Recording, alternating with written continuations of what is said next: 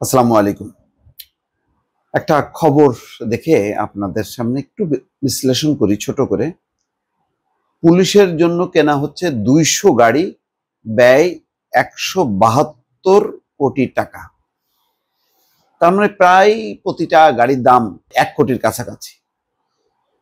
তো কেন কেনা হচ্ছে, কি কারণ?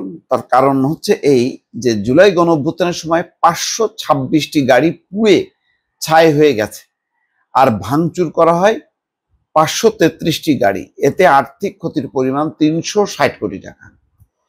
তাহলে চিন্তা করেন, ১,০০০-এর উপরে গাড়ি তছনছ হয়েছে। এটা বিপুল ক্ষতি। সেই কারণে এখন গাড়ির দরকার হচ্ছে। তো দরকার অবশ্যই, পুলিশ না হলে চলে না, এটাও সত্য। সেই কারণে বলা হচ্ছে যে জুলাই গণঅভ্যুত্থানের সময় বাংলাদেশ পুলিশের ব্যবহৃত যেসব গাড়ি আগুনে পুড়ে গেছে বা চলাচলের অযোগ্য হয়ে গেছে, সেগুলোর বদলে নতুন গাড়ি কেনার সিদ্ধান্ত নিয়েছে সরকার।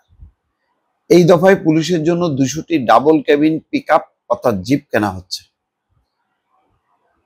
উন্মুক্ত দর পদ্ধতিতে অর্থাৎ সরকারি ক্রয় পদ্ধতিতে রাষ্ট্রীয় মালিকানাধীন প্রতিষ্ঠান প্রগতি ইন্ডাস্ট্রিজ থেকে কেনা হচ্ছে এসব গাড়ি। এটা ভালো যে আমাদের সরকারি গাড়ি কেনা হচ্ছে, এটা প্রতিষ্ঠানের জন্য ভালো, এবং যাতে নয় ছয় হবে না, যেটা হবে সরকারের কাছেই থাকলো এই টাকাটা।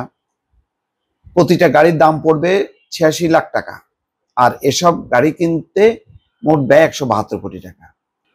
এটা ঠিক আছে, কিন্তু আসলে মূল বিষয়টা হলো পুলিশের গাড়ি জনবল যতই বাড়ান না কেন, পুলিশের দৃষ্টিভঙ্গিটা যদি পরিবর্তন না করা হয়, রাজনৈতিকভাবে যদি ব্যবহার করা না হয়, আর পুলিশ যদি নিজে থেকে সঠিক কাজটা না করে, তাহলে আপনি যতই জনবল বাড়ান না কেন, দেখেন না ওই যে ১,০০০-এর উপরে গাড়ি নষ্ট হয়েছে, তাদেরকে মানে প্রাণঘাতী সর্বাধুনিক অস্ত্র দেওয়া হয়েছে। যে অস্ত্র যুদ্ধে ব্যবহার হয়, সেই অস্ত্র তারা দেশের মানুষকে মারার কাজে ব্যবহার হয়েছে।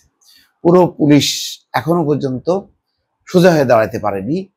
তার উপরে যে পরিমাণ আঘাত হয়েছে, এবং আঘাতটাই কি বলবো, এটা আমি যথার্থ বলবো না, মানে এটার আর কোনো বিকল্প ছিল না। পুরো পুলিশ বাহিনী যদি রাষ্ট্রীয় বাহিনীর মতন নিরপেক্ষ আচরণ করতো, যেমন ধরেন সেনাবাহিনীর মতন করে যদি তারা পজিশন নিয়ে বলতো যে নো, আমরা এখানে গুলি চালাবো না, সেটা তো সম্ভব হয়নি। তারা একটা দলীয় বাহিনীর মতন করে, শেখ হাসিনা এত নির্ভর ছিল, এবং কিছু কর্মকর্তা, এই যে হারুন হাবিব থেকে শুরু করে যে বেনজির, মামুন, যত মানে মনে করেন উপরের ১৫-২০ জন কর্মকর্তা, আমাদের কৃষ্ণও ছিল তার মধ্যে। কৃষ্ণ বলো মানে আমার ডিপার্টমেন্টের ছোট ভাই, যাই হোক, এখন মনির, মানে এইসব নামগুলো বহুকাল মনে রাখবে মানুষ। এইসব কর্মকর্তারা, তারা ছিল একদম ডাইরেক্ট, মনে করেন ক্যাডারের মতন। শেখ হাসিনা যা বলবে, মনে করেন শেখ হাসিনা দলীয় রাজনৈতিক স্বার্থে তার দলের সভাপতি সেক্রেটারিকে যেভাবে নির্দেশ দেয়, ঠিক পুলিশের এই কর্মকর্তাদেরকে নির্দেশ দিত, এবং তারা সেটা ঝাঁপায় পড়তো। কি না করছে। তো এত কিছুর কারণে, এবং যেহেতু তারা গুম খুন বিচার বহির্ভূত হত্যাকাণ্ডের সঙ্গে জড়িত ছিল, সুতরাং মানুষের পুরো ক্ষোভের আগুন পড়ছে তাদের উপর। থানা টানা জ্বালায় দিছে, গাড়ি টাড়ি জ্বালায় তছনছ করে দিছে। এখন দেখলাম সেদিন সাবেক স্বরাষ্ট্রমন্ত্রী আসাদুজ্জামান কামাল যে পুলিশ মারা গেছে, তাদের বিচার হবে না। পুলিশ, ওটা পুলিশ না হয়ে যদি বলতো যে আমাদের আওয়ামী পুলিশ কিছু মারা গেছে, বেশ কিছু আওয়ামী লীগের পুলিশ সদস্য, আওয়ামী লীগের পুলিশ সদস্য মারা গেছে, এটা বললে ভালো হতো। সে নিজে দেখাচ্ছে যে স্যার দেখেন, ওই যে একটা মারা যায় আর একটা যায় না, ওখানে থাকে। এরা তো দলীয় ক্যাডারের মতন, এটা পুলিশ, আর উনি স্বরাষ্ট্রমন্ত্রী। তো এই কারণে পুলিশের ব্যাপক যেই ধস নামছে, ক্ষয়ক্ষতি হয়েছে। এটার বিপরীতে যদি পুলিশকে পেশাদার প্রতিষ্ঠান হিসেবে না দাঁড় করানো হয়, তাহলে কিন্তু পুলিশ ওই একই চেহারাই থাকবে।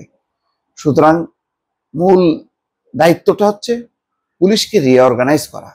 আমি মনে করি যতগুলো সংস্কার, তার মধ্যে সবচেয়ে গুরুত্বপূর্ণ হলো পুলিশ কিভাবে আইনানুগভাবে কাজ করবে, এবং পুলিশ মানে চাপ মুক্ত থেকে ন্যায়ের পথে চলবে, মানুষের পাশে দাঁড়াবে। এইটা যদি না করা হয়, অস্ত্র দেন, গাড়ি দেন, কোনো কিছু কাজে লাগবে না। দর্শক ভালো থাকবেন, আল্লাহ হাফেজ।